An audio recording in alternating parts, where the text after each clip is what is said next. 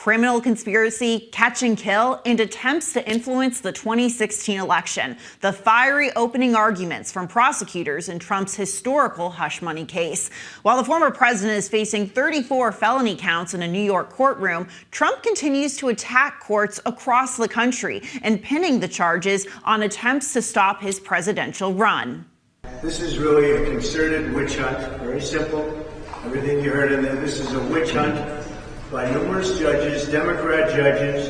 You take a look at it, and Doran is a whack job. What he did was a disgrace. Could a conviction sway Republicans away from backing Trump? And is the trial already having an effect on registered voters? It's time to go on the record with Scott Tranter, Director of Data Science from Decision Desk HQ. Scott, as always, it's great to see you this week. I want to draw our attention to a new Marist national poll that has President Biden leading Trump 51 to 48%. Are we finally seeing a national swing in Biden's favor, or is this just another stop on the polar coaster? Yeah, we're seeing that. And if you look at the Hill DDHQ average, we see Biden and Trump, Biden basically closing the gap and taking him going ahead for a little while last week. This NBC Marist poll you have here is also a pretty good indication of it. My favorite stat out of that poll, by the way, of the voters who did not vote in 2020 and 2022, 63% support Donald Trump. So that's an interesting stat going into the fall if we see a high turnout.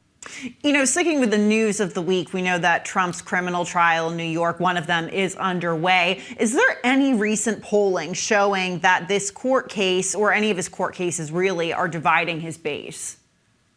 No, it's his base is sticking with him. Now, the court cases, were day 3. Opening arguments were yesterday. The jury selection was last week. Trump has been very good about giving some pretty pointed statements that make the news media after this. So we've got a little ways to go. But right now, the polling, his base is holding strong with him. Yeah, and for context to our viewers, this trial, the hush money trial, is expected to wrap up before Election Day, so that'll be an interesting update. Trump's plans to prop up RFK Jr. might backfire. Another new Marist national poll has Biden in the lead in a 3-way race with RFK Jr. Scott, we see it constantly goes back and forth. Who does RFK Jr. hurt more? But does this poll show that Democrats can maybe breathe a sigh of relief for now? It's certainly a good data point. Julie, you and I have been talking about this for a couple months now with RFK Jr. The polling has shown that, RFK Jr. takes away from Joe Biden. But in the focus groups, once these voters get to understand the RFK Jr. positions, they appear to switch over to Donald Trump. And I think we're starting to see that as more and more comes out of RFK Jr. I think it's going to even out a little bit, but this poll is one data point. I think we're going to see some more that RFK is taking a little bit more from Trump than Biden. At least that's where it's trending. Speaking of data points, going back 4 years, at this point in the 2020 election, Biden, then candidate Biden, was leading 5.8%, but only won by 4.5%. Looking at recent historical trends, is there anything we can predict here, or is it still too early? It's still too early. I do like talking about that, though, right? We like to look at some of these early polls and these trends 6-7 months out to see if there's any indication going forward. But here's what I will predict. I think we're going to see a lot of lead changes in terms of who's ahead nationally. I think we're going to see a lot of these battleground states like the Michigans, Wisconsins, Pennsylvania. 1 week Trump's going to be up. The next week Biden's going to be up. So, basically I predict volatility. And I think that's what some of this polling shows, is that either of these candidates is going to look good 1 week or the other. It just matters what they look like that first week in November. Moving on to issues, one of the biggest concerns for Americans is immigration and border security. Trump stepped into House negotiations and killed any deal that would have made it to President Biden's desk. Will this ultimately be a boost for Democrats?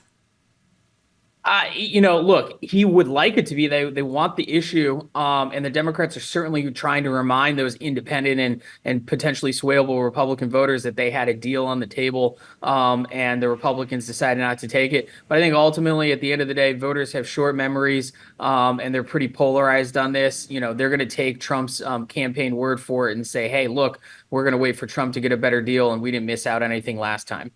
You know, there's been a lot of reporting on the GOP infighting in the House, particular, and in the future of Speaker Mike Johnson's job. But this infighting seems to have boiled over to a point of no return, even in the Senate, as Mitch McConnell, the Republican leader, publicly battles it out with Senator J.D. Vance from Ohio. Is there any chance for Republicans to make amends, or do you think this will ultimately play out until Trump wins or loses this election?